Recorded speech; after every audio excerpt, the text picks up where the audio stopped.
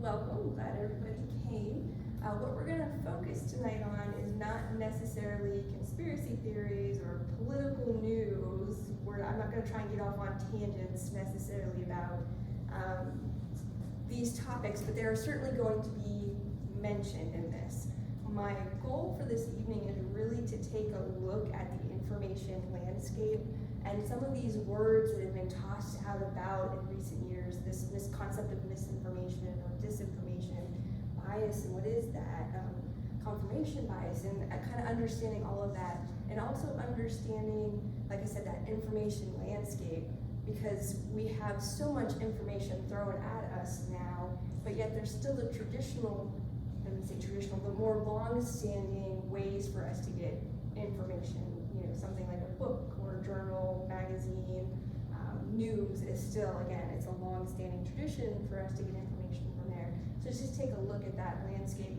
And then we're gonna follow this up with, great, something that's caught my attention, or I wanna go and see if that's true or not. So what are some resources that I can actually use to find some additional information to verify? We're also gonna talk about evaluating, right? Because with all this information coming at us, we need some ideas or some tools or some questions that we can ask to see, you know, is this true or not? What's the agenda? What's my bias in this, you know, to make sure we recognize that and can, you know, interpret that information and then make our own informed opinion about it.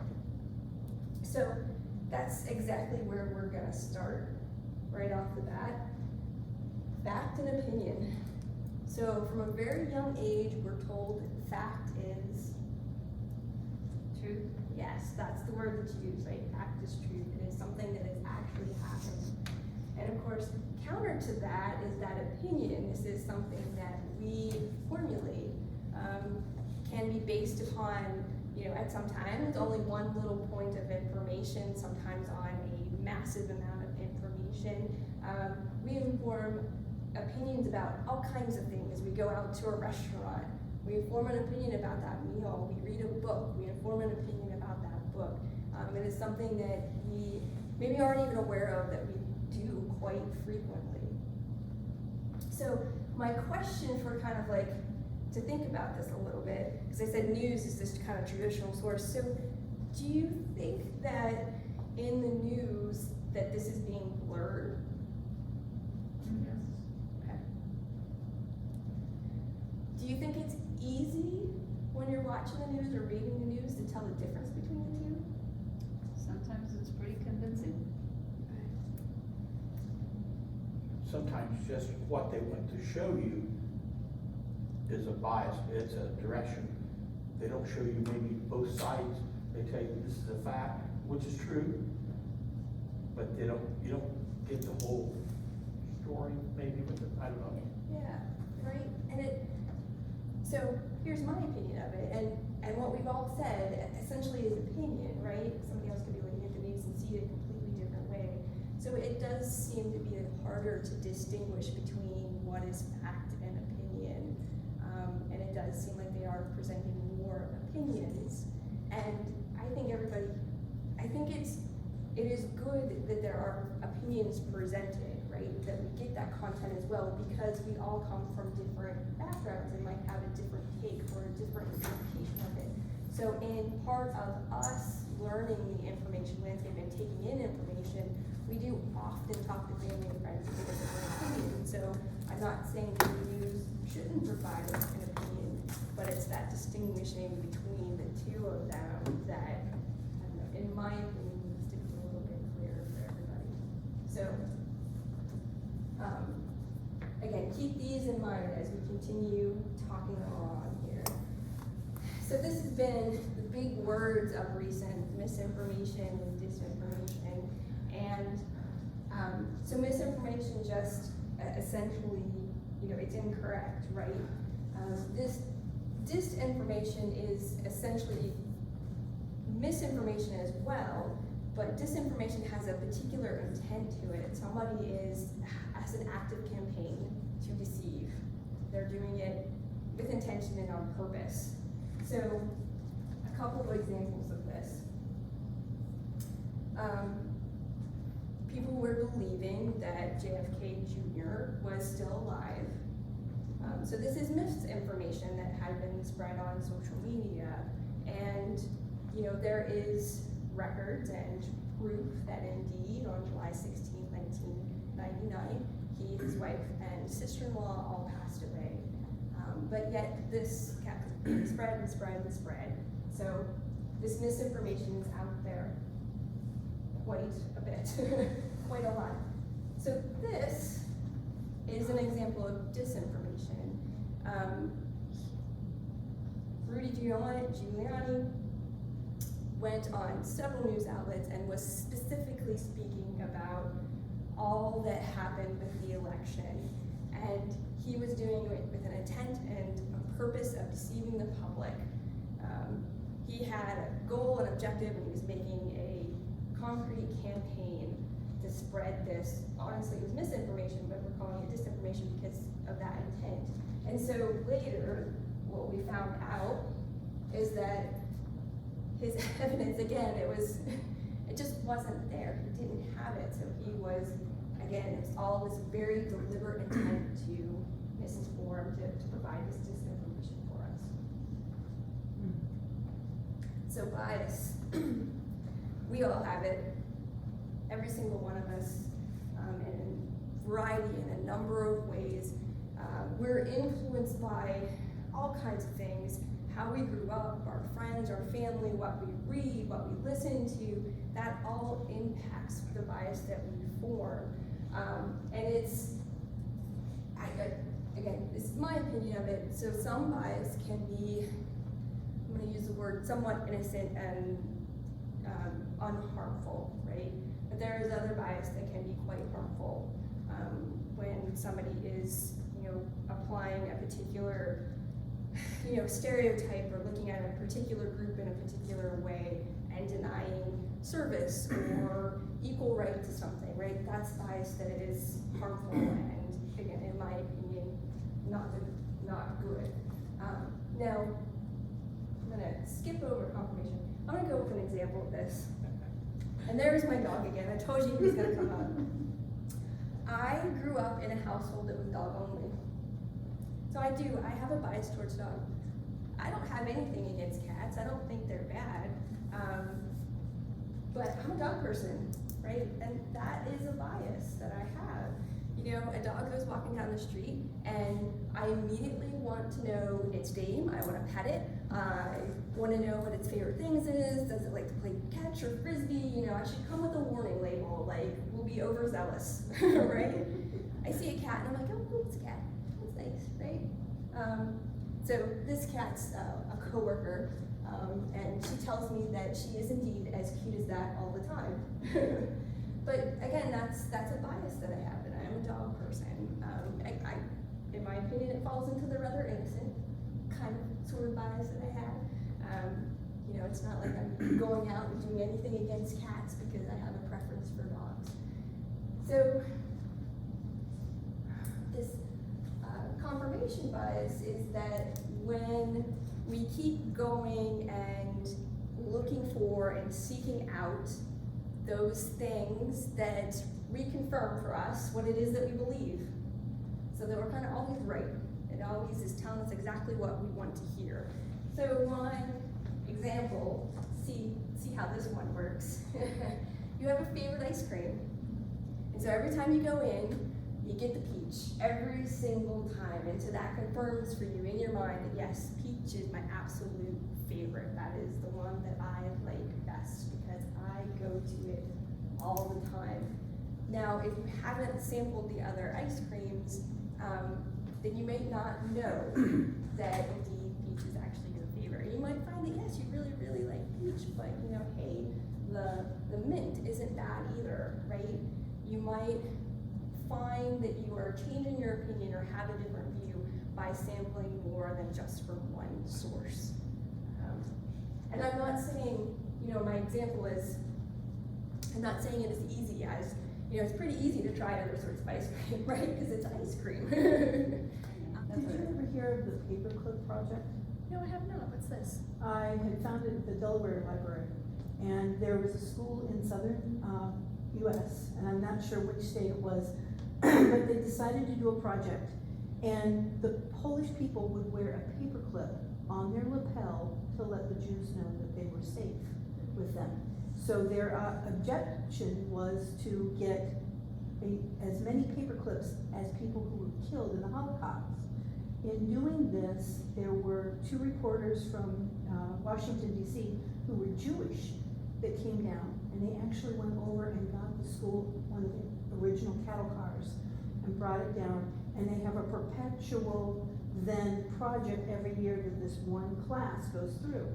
What they found out was that they had bias on prejudice of people because they had put in their mind that people are like this, but because of this project and then meeting and then purposely going into different houses, they started realizing that they were a lot more prejudiced and biased than they ever thought they were.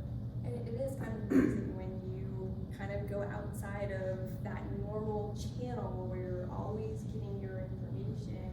There's a whole big world out there, and you never know what you're gonna find. And hopefully people are willing to, in a case like they did, to learn. This is, wow, I didn't realize this was, that I had that, and yeah. And be willing to accept that. Yes, willing to accept that, That's and, the other and then hopefully also potentially change, right? Right. So that's our bias, right? When we're going in and seeking information or consuming information, we come into this with our bias, right? There's a bias on the other side as well. This comes from All Sides, the media bias chart. And so this is not looking at accuracy or credibility. It is strictly looking at the bias of a wide variety of news agencies. So my next question, and this is not one that anybody needs to answer aloud because it is one of those you can think about. If you look up there and if you're seeing that your source of information is coming strictly from one column, again, you can answer that yourself. And then the next question to answer yourself is, do I think I should be expanding that? I hear a lot of people say, I only watch one. And I want to look at it and go, but why? Because by watching different ones, you're going to get different perspectives. And, yeah. And even potentially some different news, Yeah. right? Because they're all making decisions about what is going to get them ratings. I know that people go into journalism with good intentions and because they want to report the news and everything like that. And not everybody's necessarily going after ratings, but that is certainly factoring into news in this day and age, right? So they're making choices about what content they're putting out there as well. So not only potentially, are you getting confirmation bias because you're going to one source and it's telling you exactly what you want to hear, but you are also potentially missing out on some news in there as well. I've seen this before, but it wasn't All Sides, and I think they were ranked a little differently, the same thing. We have a chart out there. Yeah, that's what I. Yeah, that had them kind of on a graph. I think it's still out there. Sometimes things become white noise when they're there too much, but we at least used to have a graph that had them. This was, I thought, much more comprehensive. It included a lot more news sources on here. But you forgot one, YouTube. Right? Any social media is Yeah. not up there. You're right. That's a whole other kind of can of worms. Yeah. And we're going to talk about it. So, this kind of last definition I had for all of you, critical thinking, this is, I don't know, I guess if not trying to be preachy by any means, so if you hear me being preachy, go ahead and stop me, but kind of my, I don't know, aspirational goal of this whole thing is to hopefully have you guys walking away with the idea that yes, critical thinking is awesome, and with the hope that thinking, yes, I need to be doing more of that, because it is this, it's an active activity, even though you're not like physically doing anything, but just taking in that information and conceptualizing it, and analyzing it, and trying to figure out, okay, what is this valid information? Is it opinion? Is it fact? Is it current? Is it accurate? You know, all of this that we try and sort out about information, and then forming your opinion about it. Basically, that idea of critical thinking, or your what kind of action you might end up taking based upon that information. That was So then that piece about evaluating. This is, I come from the academic world, and so this test is something that what we call is teach information literacy. This test is often what is used, and so it's, again, that piece of when we have information that, you know, whether we've heard it, seen it, read it, whatever it might be, that we start looking at it and evaluating it, and something to keep in mind is the CRAP test. So currency, you know, is this something that's current? And sometimes that currency can depend upon the subject matter. So, for example, if you see something about space exploration and you want to further delve into that. So, your initial piece of information might have come from the news, so that's very current. But when you go to delve into that topic, and you're looking at various resources or thinking, oh, am I going to look for a journal article, a magazine article, or a book? Those are the times when you're going to want to be also looking at currency, because that's a particular topic falls into the realm of engineering and physics, that you're going to want the more recent information for it, because it can change very quickly, and what they knew 2 years ago is different than what they know now. So it is something you're going to want more current information. However, if you're, I don't know, in whatever scenario, you might be researching some sort of a chemistry subject, but that's an area where they can go back to the early 1900s with their literature, and it's just as valid as something that's current, because it has what technique or what was tested or what they did in that time period is still very valid for that subject area. So again, currency is something that, depending upon what the topic is, the answer as to whether something old is still as valid as something new can be different. And that can vary for, like I said, various subjects, various disciplines, it can be different.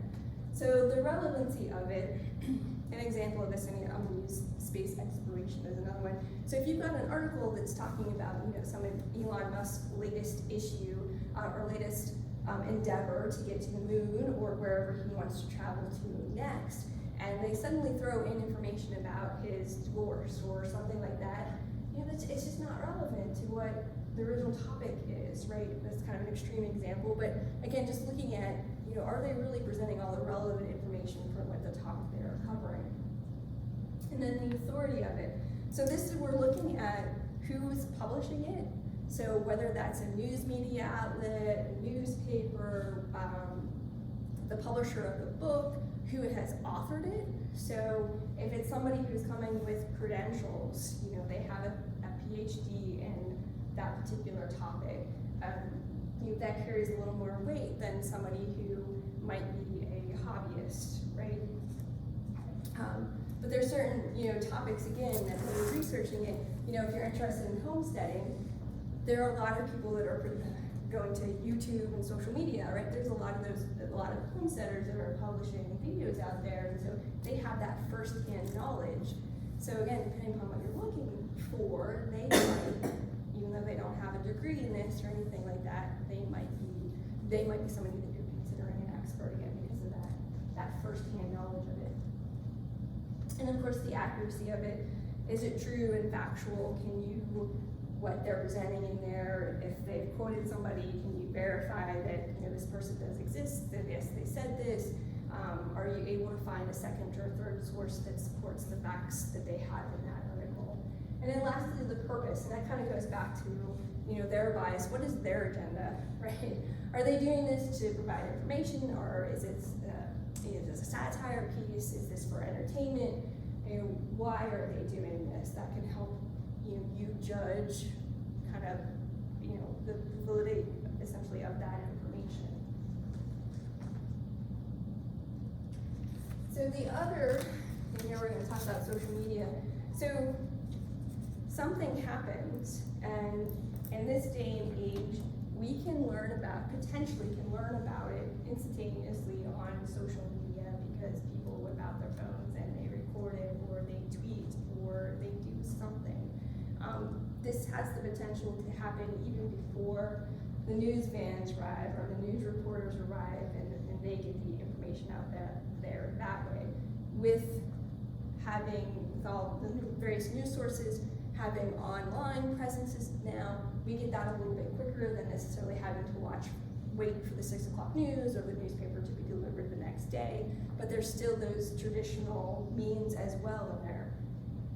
So, those are, as far as time, those are published and distributed, and we have access to it much quicker than some of these other resources. So COVID is a good example of this, right? We first saw social media and news of it, and because at the initial beginning phase of it, we didn't have these more research-oriented, the journal articles, the conference proceedings, those kinds of items where the research has been done until later on with it. And now we're starting to see, and it came out quicker than I thought, but we're actually seeing the books, what takes the longest to get published, information about COVID out there as well. And so when we're consuming information and trying to find additional resources, where we go and what we might do, this timeline can impact it. Like I said, with COVID, you weren't gonna find journal articles on it. You were gonna find things about influenza, and you could look up things about the Spanish flu, but you weren't gonna find anything on COVID-19 because it just didn't have time to be published yet. So the other problem is with all of the social media, depending on what you look at, will depend on the slant that they give you. Because they generate from what you look at. So if you are more of a negative type person, you're gonna get more of that negative type, yeah. There's an algorithm out there that it does exactly looks at like, oh, you looked at this, so I'm gonna feed you more stuff that's exactly like this. And it's like, hold on, you're not helping with confirmation bias here if you're just gonna keep feeding me the same exact thing that I looked at once, Yeah. right? It's making the decision for us. In the book, Off the Edge, it has illustrations from Flat Earth Society. You go on the internet, and they have society, and they post it. But the internet itself they have I don't know the word. They compound it to figure out what's closely associated, and they will put you into something else because you had an interest in Flat Earth. You may not believe it, but you had an interest. So they put up something else that might interest you, and you, next time you look at that, and from that one, you go to another one, and indirectly, it's guiding you, and you may not even realize it is.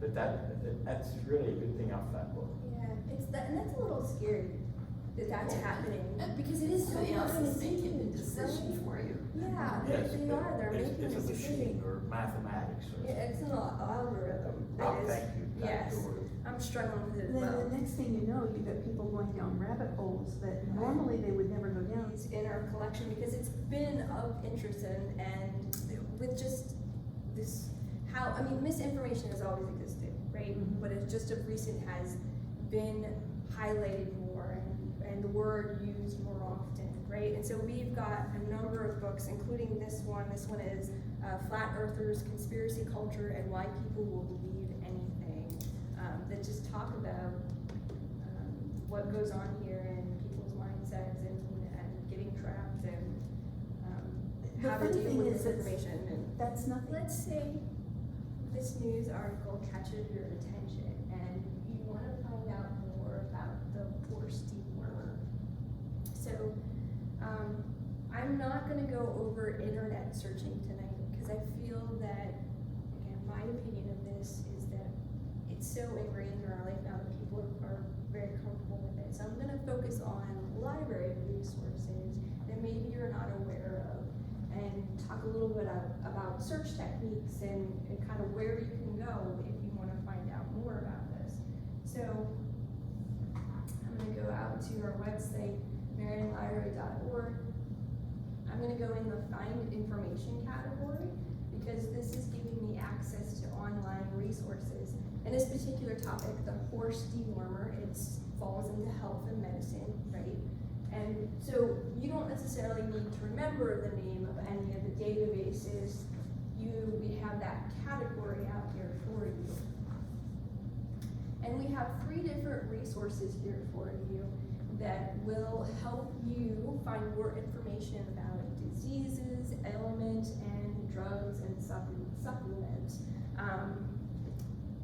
Again, and they're all, they have the experts writing these articles and looking to make sure that they're staying up to date.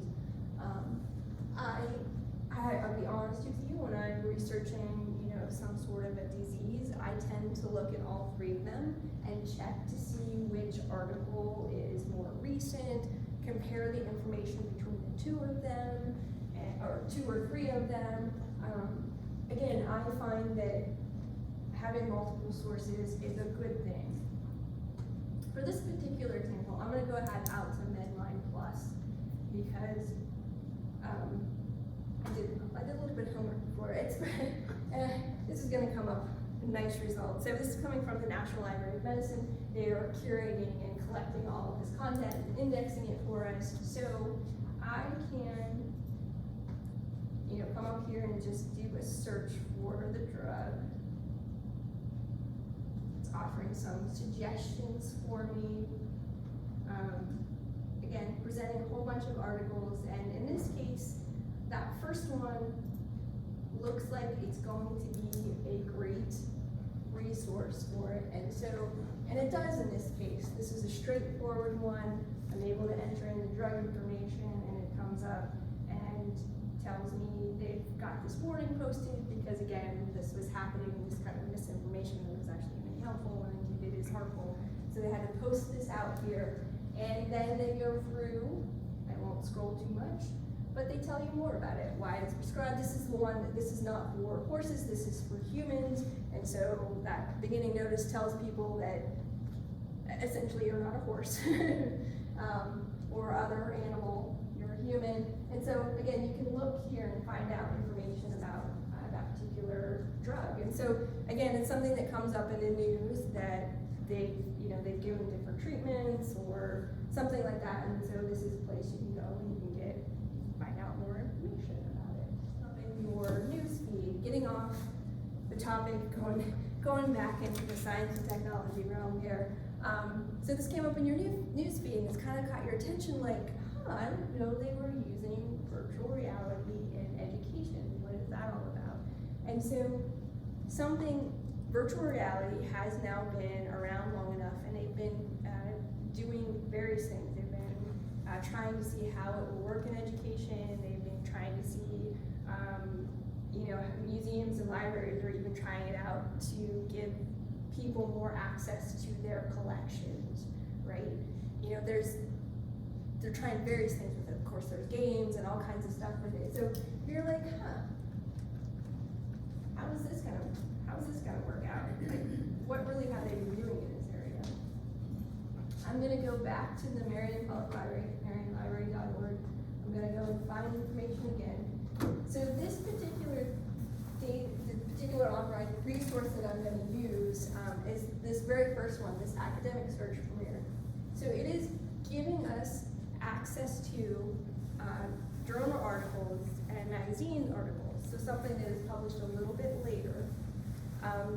It has that mix of scholarly and not completely popular resources, so there's kind of a spectrum for magazines and journals. There are ones that are very scholarly in nature. We think of the academics at the universities. These are the ones that they are publishing in their research findings, their whatever they might be researching. Many of them are peer-reviewed, which means they have a panel of experts that are looking at the articles to make sure that they are indeed accurate, that the research is sound, that the methodology is good. So those scholarly ones that kind of carry a little more weight as far as authority goes, right? And there's some that, the popular end, we think of the People, the US Weekly. the Us Weekly. Let me say the right name there. You know, those kinds of magazines. So this particular database has, you know, some scholarly ones in there, but it also has some kind of in the middle of the road. Oops. It's blinking on you. Oh, I don't know why it's doing that. So this is what I'm gonna go into to do a search for virtual reality, if it'll let me here. So now this is searching this kind of an online resource. It is different than necessarily how we might do a web search engine search, because we're so used to going out to the web and doing more of a natural language. So, you know, one of my favorites is, how do I pick a word, so I make sure that I'm pronouncing it correctly, right? I'm actually asking it a question. It's that, again, natural language, how are we speaking? And its algorithm is set up to interpret it that way. These are, I'm gonna use the word a little bit more rigid. They kind of have, think of it like as an index in the back of the book, right? The index for a book is using the particular terms that's been used in that book and directing you to a page. This is using particular terms that all of these journal articles or magazine articles has been categorized and directing it to there. So it's, again, it's not like how we're going to be speaking. So instead of, I'm going to choose, you know, I'm going to say virtual reality. And I was interested in the learning aspect of it. So I'm gonna have those three words together, and it is doing this as an automatic and, right? It's looking for all three of those words in here. And when I went through and I looked at this, I found that it was interesting that it's being used for nurses and various things like that.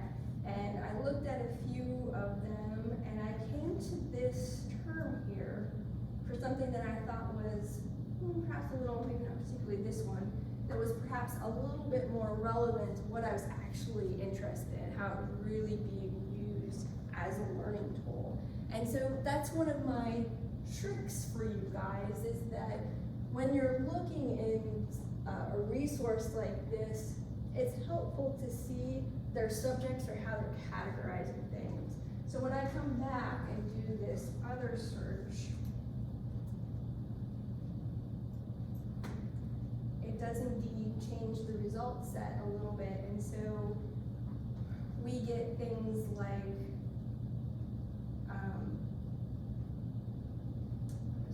what is the one?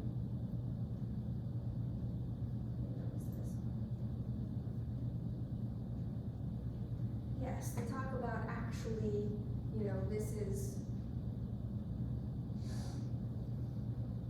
from Education Week, and it talks about them actually using this in the classroom and how they did that, right? How they did do that. And so that's what I was interested in going after. So the things that we can consider, again, it's going to tell us right off the bat, is, you know, this is a little bit older. So I might be considering, because again, this is more current technology, that I'm going to be looking for something a little more recent. So I'm going to want to check out the date of it, check out the source and the author, those kinds of things in here. Resource is that it covers a wide variety of topics. So it's not just, there are particular online resources that strictly focus like on chemistry, or that focus on science information, or that focus on the social sciences. They're more narrowly defined. This is covering them all in a, not in the depth that one of them might, but more shallowly. So this can be used for the wide variety of topics that you might come across. And the other nice thing about this online resource is that in a number of cases, they are providing the full text for you right there.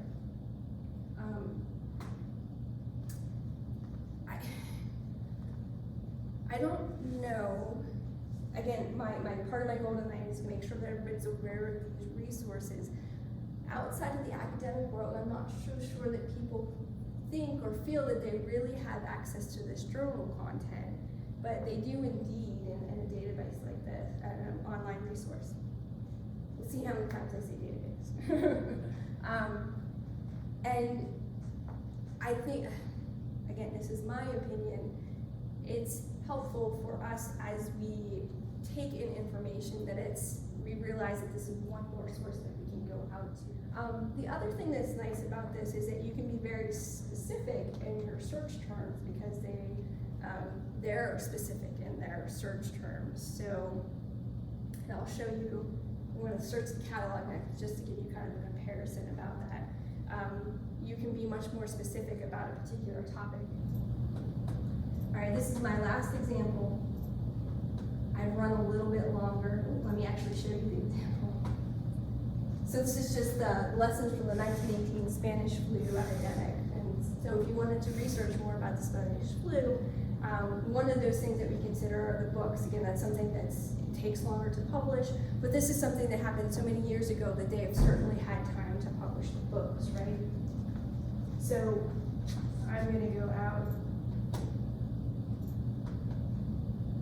to our catalog, and we have easy access to this right directly from the homepage of the library, marionlibrary.org. And here, I'm gonna go ahead and say Spanish flu. And I'm gonna find, as I flip through here, a mix of both print and electronic, but it didn't quite hit in some of these exactly what I was looking for. I'm looking nonfiction, I want to know more about it, and it's not quite getting what I want. So I'm going to use that trick again. This one, because it does have the killer flu of 1918, but it's a graphic novel, and that's, again, I wanted text, I wanted a nonfiction book, it wasn't exactly what I wanted. And I'm going to, again, go in and look at, well, it's close, but not precise. I'm going to go ahead and take the words, the influenza epidemic. And we're going to go back to our search. And here, this is going to be much more, if it comes up, much more on target of what we were looking for. More information about that, the influenza of 1918 and what was happening there. So, I hope you know this about our books, especially when we're up in the nonfiction collection, that we group like items together. So if you find one that interests you, doing a little shelf browsing can be helpful as well within that area. Again, we put like with like there. Question? My problem is getting down into it. I always have a question. I go to something, end up going, and I end up losing myself. But again, it's information I didn't know. So Yeah.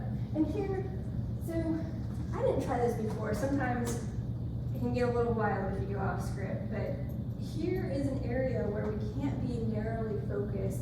And I wish I could remember your topic, because your topic was so specific that it just didn't work well with books because they're not. it was realities.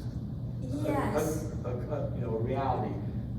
What is reality? How? Yeah. Well, maybe that. And see, so virtual reality as like the technology itself, you could potentially find it, if we don't have a full book about it, you might find a chapter, but if the chapter contents are not listed within our record, there's a few techniques. Like I said, word choice is very important in here. I mean, and for that matter, even when you're searching, using a web search engine online, sometimes word choice is important there as well. Going in and finding that one item and then how it's categorized and changing the search upon that is a really good technique. Remembering that you've got the medical information out, again, that's something that seems like medical topics, especially recent, are popular in the news. Good to know that. Good to know that there's access to the academic search mirror for that journal, magazine literature to kind of go as finding additional information. And of course, don't forget that we do need to have both the print and electronic resources as well out there where you can delve in and get more information. And some you know, you said you had to go back and ask, how do I do this again? Don't hesitate to do that. That's why we're here. We're always happy to help. If you have a topic that you're wanting to make sure that you have a staff member that is, you know, has the time to sit down with you for 30 to 60 minutes, don't hesitate to use a local librarian either. We'll schedule with you, and again, if you've got somebody specifically focused, they're not worried about who else might be walking up to a desk. Yes, tonight, I hope you were able to get a better understanding of the information landscape and have tools in your, you know, pocket to be able to evaluate information and some additional resources to be able to search as you hunt to figure out what's true or not.